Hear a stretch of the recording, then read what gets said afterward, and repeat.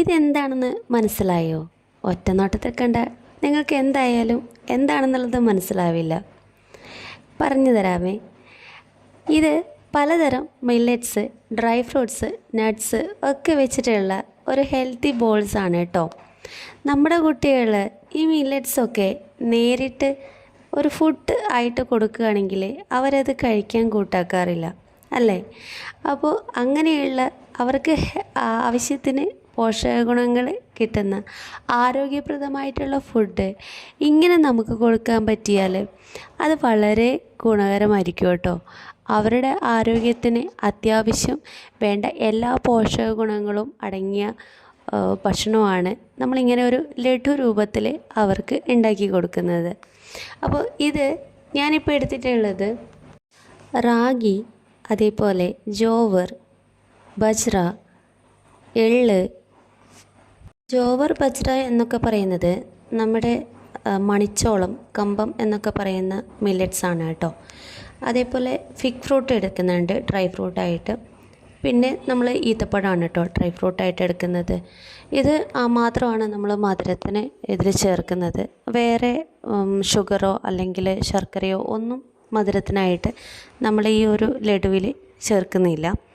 അല്പം തേൻ അവസാനം നമ്മൾ ചേർക്കുന്നുണ്ട് കേട്ടോ. നമ്മൾ ഈന്തപ്പഴവും ഫിഗ് ഫ്രൂട്ടും ലാസ്റ്റാണ് ചേർക്കുന്നത്. ആദ്യം തന്നെ നമ്മളിതെല്ലാം നന്നായിട്ട് കഴുകി വൃത്തിയാക്കി ഒന്ന് വറുത്തെടുത്തിട്ട് പൊടിച്ചെടുക്കുകയാണ്. നൈസായിട്ട് പൊടിച്ചെടുക്കുന്നുണ്ട്. പൊടിച്ചെടുത്തതിലേക്കാണ് പിന്നെ പംകിൻ സീഡ്സ്, അതേപോലെ ബദാം, ഇതൊക്കെ വീണ്ടും പൊടിച്ച്, അത് നമ്മൾ വറുത്തിട്ടില്ല, നേരിട്ട് തന്നെ പൊടിച്ച് ചേർക്കുകയാണ് കേട്ടോ. അല്പം കാഷ്യൂ കൂടെ ചേർക്കുന്നുണ്ട്.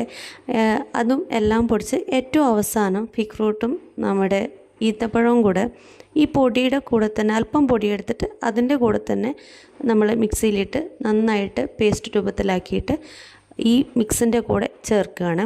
അപ്പോൾ അവസാനം നമ്മളിത് ലഡു ആക്കുന്ന ആ ഒരു പരുവത്തിൽ ഉരുട്ടിയെടുക്കാൻ പാകത്തിനാണ് നമ്മൾ അല്പം തേനും കൂടെ ചേർത്ത് കൊടുക്കുന്നത്. തേൻ ഓപ്ഷണലാണ്, വേണമെങ്കിൽ ചേർത്താൽ മതി. ഇത് നല്ല നാടൻ തേൻ എൻ്റെ കയ്യിലുള്ളത് കൊണ്ട് ഞാനത് ചേർത്തതാണ് കേട്ടോ.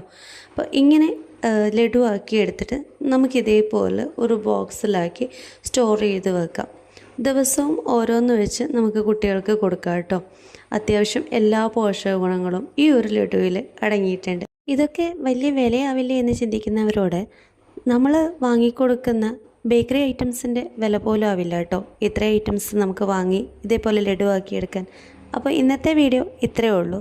Thank you for watching.